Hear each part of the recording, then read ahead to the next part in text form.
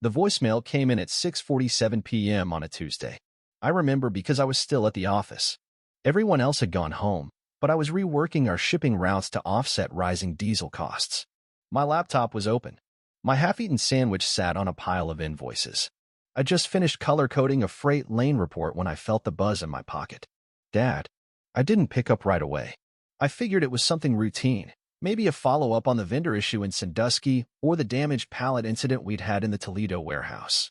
But when I played the voicemail, everything stopped. Hey, Matt. Just want to keep this short. Your mother and I talked things over and decided it's time to move in a new direction. Carter's stepping into your role effective immediately. We appreciate what you've done, but we won't be needing you going forward. Click. That was it. No meeting. No handshake. Not even a decent lie to soften it. I played it again. Then again. My chest tightened like I'd swallowed concrete. They hadn't just fired me, they'd blindsided me. And they were giving the reins to Carter. Carter, who once asked me what a purchase order was. Carter, who used to fake Wi-Fi outages to leave early. I stared at the phone, fingers shaking, and finally typed. Understood. I powered down the laptop, walked out without locking the door. I never went back. For 2 days, I didn't leave my apartment. I sat in the dark, watching my own thoughts spiral. I kept checking my email like some apology was coming. It never did. On the 3rd day, I packed a bag and drove to Cincinnati. My best friend, Josh, let me crash in his spare room above his garage. He didn't ask questions. Just tossed me a key and said, stay as long as you need. I tried to explain, but when I got to the part about the voicemail, I stopped. Because even saying it out loud felt humiliating. You built that company, Josh said. They wouldn't have lasted 2 years without you. I knew he was right. But it didn't matter anymore. I started looking for jobs, not because I needed the money, I'd saved plenty, but because I needed something that felt mine. Something that couldn't be taken away by a voicemail. One night, I opened an old file folder on my laptop, a backup I'd made of our client database a few months ago. It was nothing illegal. Just a standard spreadsheet I used to manage outreach, contact names, inventory preferences, renewal dates. I scrolled through the list. All 218 active clients. 52 of them had come from me personally. Cold called, met face-to-face, secured long-term contracts. And now Carter would be managing those accounts? He wouldn't last a quarter. I opened a blank document and wrote a title. Project Independence, not revenge. Just a reminder that they don't own me. Not anymore. The mornings came harder than they used to. I wasn't used to sleeping in. For years, I'd been up by 5:30 a.m., poring over logistics reports with my first cup of coffee. Now I was waking up late in Josh's guest room, surrounded by cardboard boxes and unused furniture from his last move. But after the voicemail, I didn't trust my routines anymore. They reminded me too much of what I built and what got taken. Josh never pushed. He worked nights at a freight company downtown and spent his mornings knocking around in the garage, tinkering with car parts and half-finished personal projects. His silence gave me space, but every now and then he'd drop a one-liner that cut straight through my fog. Your family thinks you're replaceable, he said one afternoon, sanding a brake caliper. They're about to find out you were the blueprint. I didn't answer, but I wrote that line down. It stuck with me. By the end of the week, I started mapping things out. Not revenge, not sabotage, just structure. I listed all the roles I'd handled back at Sheffield. Procurement, route mapping, supplier negotiation, operations forecasting, fleet maintenance. I'd been doing 5 jobs under one title, for free, and they'd handed it to Carter, who once asked if net terms meant internet packages. I logged into LinkedIn again, updated my profile to independent operations consultant, left the company name vague, added a line about supply chain architecture for regional vendors. Within 48 hours, 3 old contacts messaged me. One was a procurement manager from Dayton I'd worked with for years. Her message was short. Saw the news. Hope you're free for coffee. Another was a former warehouse supervisor we'd let go during budget cuts. He'd always respected me, unlike Carter. Man, word's getting around. If you're ever starting something new, count me in. The 3rd message hit me hardest. It was from Mr. Billings, an old vendor from Indianapolis I'd gone to bat for during a contract dispute 2 years ago. The company had almost dropped him, and I'd talked my dad out of it. Heard you're out. Shame. You were the only one who treated us like people. If you ever go solo, I've got freight ready to move. That's when I realized I wasn't starting from scratch. I was starting with loyalty, with relationships, with people who knew the difference between titles and trust. Josh noticed the shift in me by day 6. "You're not pacing as much," he said. "I'm done feeling sorry for myself," I replied. He laughed. "You sure? Because I've seen you stare at that coffee mug for like 40 minutes straight." I smirked. It's called meditation. But he was right. I wasn't spiraling anymore. That night, I started building a pitch deck. A real one. Simple name: Horizon Distribution Solutions. Tagline: "We don't just move your goods. We move your future." It was half corny, half mission statement, but it was mine. I outlined services: route optimization, custom fleet plans, regional freight matchmaking. I created a lean proposal template for clients. All I needed now was a contract. Just one. And I had an idea where to start. I texted Billings the next morning. "Me, still got that freight ready to move?" His response came fast. "Billings, let's meet. I've got a problem. And I think you're still the only one who can fix it." We met at a diner off I-74, just outside Greensburg. It was old, half lost in time, with yellowed blinds and a waitress named Judy who called everyone Han, the kind of place you could say big things and not be overheard. Mr. Billings was already there when I walked in. Same pressed work shirt, same dry humor. He stood when I approached and offered a firm handshake. "I half expected you to show up with a pitch deck," he said. I smiled. "It's in the car." We ordered coffee, skipped the eggs, and got straight to business. He leaned forward. "Carter called us last week. Tried pushing a new pricing structure. Said he's streamlining, which apparently means hiking rates without warning." I almost laughed. "Let me guess. He didn't know you were on a legacy contract. Didn't even bother checking. Told my foreman that the old deals don't count anymore. Like we're just scraps he's trying to sweep out. Typical." That contract had taken me 3 months of negotiations to land. It involved fixed fuel surcharges, backhaul credit lines, and bi-weekly pallet audits. Not glamorous, but it saved them over $40,000 in annual freight costs. Now Carter was undoing it in a week. He called it a necessary reset, Billings said, rolling his eyes. "And now you're shopping alternatives." Billings nodded. "I don't want drama, Matt. But I also don't want someone arrogant enough to treat partners like baggage." I slid a folder across the table. Inside was a single-page proposal. Horizon Distribution Solutions, lean, scalable, with personalized logistics and regional routing, plus monthly reviews and direct account oversight by, well, me. He read it once. Then again. "This is solid," he said. "I don't have a warehouse yet, but I've got lanes, vendor connections, and a few favors I can call in. You'd be my first contract." He looked up. "Would I be your only?" "For about a week," I said, smiling. He paused, then extended his hand. "You've got yourself a client." Just like that, Horizon had its first freight deal. Not out of pity, not out of nostalgia, because he trusted me to deliver. That night, back at Josh's place, I couldn't sit still. I didn't say anything right away. Just opened the fridge and handed him a beer. He raised an eyebrow. "Did someone die, or are we celebrating something?" I tossed the signed contract on the table. He scanned it, whistled low. "Damn, this is real now." "Yep." He toasted his bottle against mine. "One down. 217 to go?" "Exactly." The next morning, I did something bold. I called the last freight company we'd used at Sheffield before switching to in-house. Richmond Haulage, small, gritty, reliable. I'd built a great relationship with the dispatcher, a woman named Carla who always worked magic when we were in tight spots. She picked up on the first ring. "Matt Hawthorne. I was wondering when you'd call." "You heard." "Of course I heard. Word's already out. Your brother's got the people skills of a wet rag." I laughed. "Can you handle an Indy to Cincinnati route? Weekly volume?" "For you," she said. "Absolutely. What name should I invoice under?" I paused. "Horizon Distribution." There was a beat of silence. Then, "Nice. Sounds like something sharp." Carter was fumbling. And fast. Billings wasn't the only one being pushed aside. Josh showed me a Reddit thread that had popped up in a regional supply chain group. Anonymous post, but the timing and tone were unmistakable. Family-run distributor just ousted its only competent operator. New leadership jacked rates, botched delivery timelines, and misquoted an entire hardware order. "Anyone else dealing with Sheffield lately?" The comments weren't kind. Josh raised his beer again. They wanted a new direction.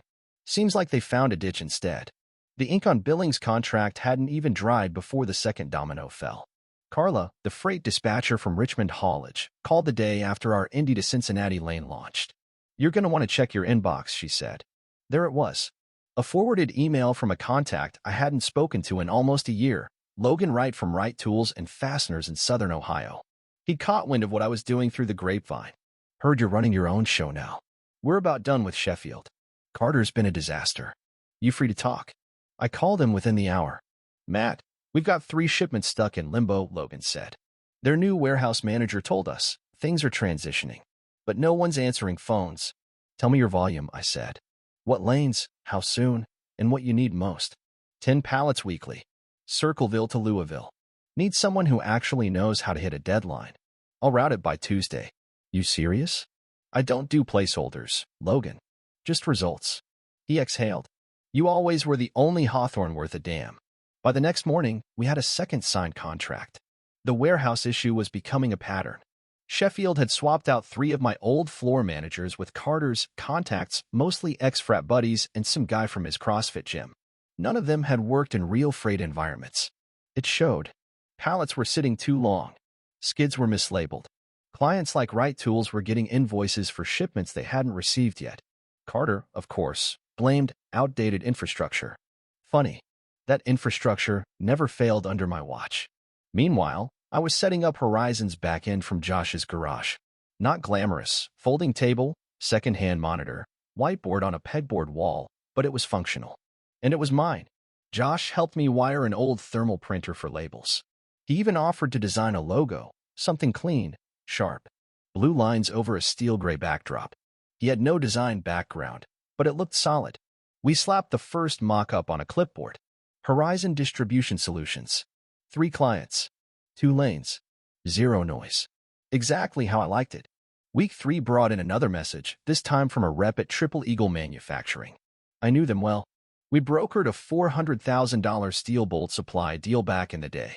It had taken a year of relationship building and renegotiating lead times.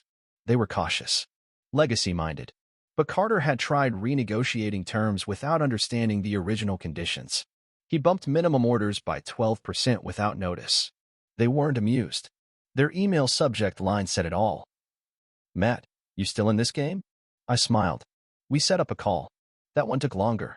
2 hours of walking through logistics flow, margin compression, and fuel pass-throughs. But in the end, I got a soft yes, pending first performance. They wanted to try me on a trial run. I agreed, because all I needed was one crack in the wall. The Sheffield name still carried weight for now, but it was beginning to wobble. Industry forums buzzed with red flags. A rep from a regional trucking firm I used to work with posted anonymously. "Used to be tight operations under the older brother. Now it's chaos. 5 reschedules in 1 week. Clients jumping ship quietly." Josh sent me the thread. "Sounds familiar," he said. "It's only a matter of time," I replied. That night, I took out a yellow legal pad and listed names. Not clients, employees. Warehouse workers. Dispatchers. Account reps. People I'd worked with for years. I started underlining the ones I knew were being overlooked or disrespected now. The ones who called me boss, even when my title was just manager. Some of them didn't even know I was building something yet. But soon, they would. The day I called Jordan Fields, I half expected him to hang up. He'd been my right-hand guy back at Sheffield, warehouse floor manager, jack of all trades, backbone of daily ops. We'd spent 5 years building systems that Carter barely knew existed. When I left, I figured Jordan would stick around. He had a newborn, a mortgage, a wife who ran a daycare out of their basement. But when I asked how things were going, he didn't hesitate. "Honestly," he said, "a disaster." "What happened?" "They brought in some guy Carter knew from college to optimize the layout. Cleared out half the racking without recalculating clearance zones. We had a forklift crash last week. OSHA showed up yesterday." I winced. "I'm sorry, man." He exhaled. "I'm not. Because I've been looking for an excuse." I paused. "You still want to work? For you?" "Absolutely." Within a week, Jordan was helping me coordinate Horizon's operations remotely, onboarding drivers, scheduling pallet loads, setting up inventory flowcharts. He didn't need a title. He needed purpose. Same as me. Once word got out that Jordan was with me, the calls started rolling in. One from Samantha Kerr, a sales manager we'd both worked with. "I heard you're building something real," she said. "If there's a desk, I want it." Another from Brian Chin, a driver who'd survived 4 winters on the northern routes. I don't trust anyone else with routing. Carter's team tried sending me through a weight-restricted pass last week. I'm done. I didn't post job listings. I didn't even make an announcement. They just came. Because people remember who respects them and who uses them. Meanwhile, Sheffield was hemorrhaging from the inside. Carter's solution? More control. He locked down email access. Switched platforms. Micromanaged staff he barely understood. A Reddit post from a former employee leaked screenshots of internal Slack messages where Carter called clients spoiled and deadweight. I didn't have to retaliate. He was doing the work for me. Horizon moved into a rented warehouse outside Covington, 5,000 square feet, concrete floors, no heat in the offices, and a roof that moaned in the wind. It was perfect. We painted the back wall with our logo, bold navy letters over matte gray. Horizon. I gave Jordan a real desk. Gave Samantha a login to the new client portal. Brian got first pick on lane scheduling. Every single one of them showed up early. Stayed late. Smiled. We weren't just working. We were rebuilding. Then came the call I didn't expect. Monarch Industrial. One of Sheffield's largest legacy accounts. High volume, multi-state deliveries, specialized loads. The kind of client you build a company around. Their VP of logistics, a quiet guy named Charles, called me directly. We've noticed a slip in service consistency, he said. I won't ask what happened, but your name came up during our internal review. I waited. If you're not too busy, he continued, we'd like to schedule a meeting. That was the moment I knew. Not just that Carter was losing, but that Horizon was arriving. The meeting with Monarch was set for 10 a.m. sharp. Their headquarters was a sprawling facility outside Dayton, with reflective glass panels and a parking lot big enough to land a helicopter. I arrived early, dressed simply, dark blazer, button-down shirt, no tie. Not trying to impress them with style. Just substance. Charles met me in the lobby. Same unreadable face as always. You came alone? He asked. I nodded. I build lean, but I brought answers. We sat in a conference room with a steel table and a carafe of bad coffee. 2 other execs joined, someone from procurement and a third guy I didn't know, probably legal. Charles tapped the folder in front of him. We've reviewed your preliminary proposal. It's impressive. You're undercutting Sheffield by 12%, with better SLA terms and dedicated route monitoring. Because I know your pain points, I said. I built the original distribution plan myself. Everything you've struggled with since, timeline compression, pallet stacking errors, inventory drift, it's all fixable. You just need someone who understands what it looked like before Carter got involved. He didn't flinch. You're sure you can scale? I already am. Quietly. And I'm not chasing growth. I'm protecting trust. That's what landed. Not the savings. Not the routing diagrams. Just the simple truth. I wasn't here to take. I was here to rebuild. They ended the meeting with a handshake. 3 days later, the email came in. We're awarding Horizon the 6-month contract for all Midwest routes, effective immediately. Attached, onboarding paperwork. I sat at my desk in the Covington warehouse and stared at the screen. Then I stood, walked outside, let the cold hit my face. Didn't say a word. Josh came around the corner, holding 2 coffees. You good? I nodded. We're live. He handed me a cup. You earned this. Sheffield found out the same day. I didn't have to tell them. Monarch had to notify them per contract clause. I don't know how they reacted exactly, but 2 former Sheffield drivers called me that night asking if Horizon had open routes. One said Carter cursed for 20 minutes straight. The other said my dad locked himself in his office and didn't come out until closing. My mom didn't call. Neither did my father. They didn't have to. Because the last time I drove past the old warehouse, the new signage wasn't even lit up. A forklift sat abandoned outside the loading bay, and the usual buzz of trucks was gone. But Horizon? We just signed our largest contract. Our team had grown to 11 people. And for the first time in my adult life, I wasn't working for someone else's dream. A few days later, I received a text from a number I hadn't saved. We heard about Monarch. Your mother and I would like to talk, if you're open to it. I stared at it for a while. Then I typed, thanks, but I've already said everything I needed to. And I left it there, not out of anger, but because sometimes closure isn't a conversation. Sometimes it's a contract, a name on the wall, a team that shows up for you, not because they have to, but because they believe.